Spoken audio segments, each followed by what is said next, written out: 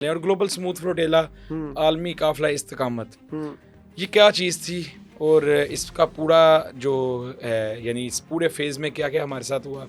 सबसे पहले तो इंसानी तरीक़ का ये पहला वाक़या है और हिस्ट्री में ऐसी मिसाल नहीं मिलती कि 45 से ज़ायद ममालिक और 450 से ज़ायद लोग इकट्ठे होके एक गासिब और एक काबिज़ की हुकूमत को ख़त्म करने जा रहे हैं और कब्ज़े को ख़त्म करने जा रहे हैं। तो इसका हिस्सा बनना अल्हम्दुलिल्लाह बतौर पाकिस्तानी ये ऑनर की बात थी। और दूसरा बीइंग डॉक्टर, उधर तकरीबन 25 से 30 सिर्फ डॉक्टर थे पूरे काफ़िले में। अच्छा, ठीक है। और पाकिस्तानी डॉक्टर्स की और पाकिस्तान की नुमाइंदगी करने का उधर भी मौका मिला।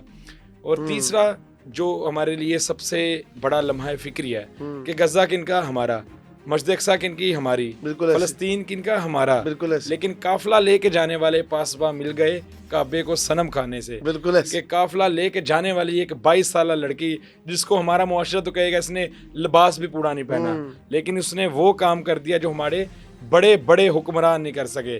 उसने क्या किया, एक छत के तले जब हम उधर नॉन वायलेंट ट्रेनिंग करते थे, उस ट्रेनिंग के दौरान हम देखते थे कि अरब भी हैं, अजम भी हैं, अफ्रीकन्स भी हैं, मगरबी भी हैं और सारी दुनिया के मुस्लिम गैर मुस्लिम को उसने सिर्फ एक फ़लस्तीन के नाम पे इकट्ठा कर दिया। और जो इस पूरे ग्लोबल स्मूथ फ्लोटिला से हमें मैसेज लेना है वो इत्तेहाद उम्मत का है कि अगर 22 या 23 साल लड़की इंसानियत को इकट्ठा कर सकती है तो हम मसला फ़लस्तीन जिस पे किसी को इख्तलाफ भी नहीं है हम क्यों नहीं इकट्ठा हो सकते।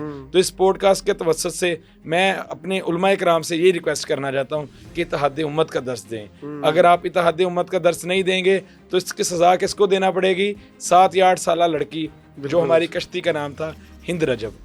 अब मैं इधर से कश्ती के उस हिंद रजब को सज़ा क्यों देना पड़ी, वो एक लड़की थी जिसके जिस्म में 360 से ज़्यादा गोलियां उतारी गई। आप सोच सकते हैं 360 गोलियां इकट्ठी तो करें और एक 7 या 8 साल बच्ची का जिस्म तो देखें कि हमारे नफाक की वजह से किनको सज़ा देना पड़ रही है, मासूम बच्चों।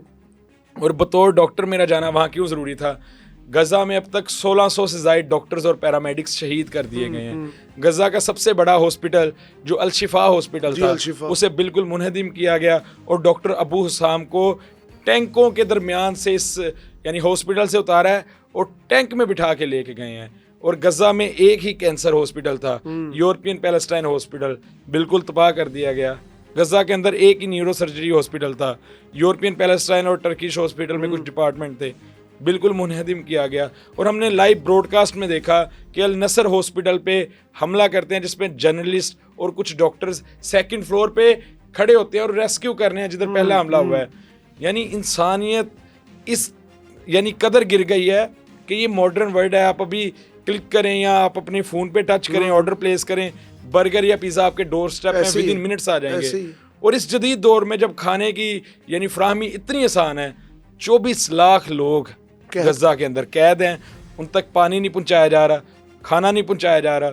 और एक रिसेंटली यूरोपियन डॉक्टर हैं, उनकी एक वीडियो वायरल हो रही है, वो गायनेकोलॉजिस्ट हैं, ठीक है। वो कहते हैं कि मेरे पास जब एक लाश आई ऑपरेशन थिएटर में, 9 माह हामला औरत जिसका सर कटा हुआ है, सर कटा हुआ है, 9 माह हामला औरत है और हमने सिजेरियन करके उसके पेट में से बच्चा निकाला।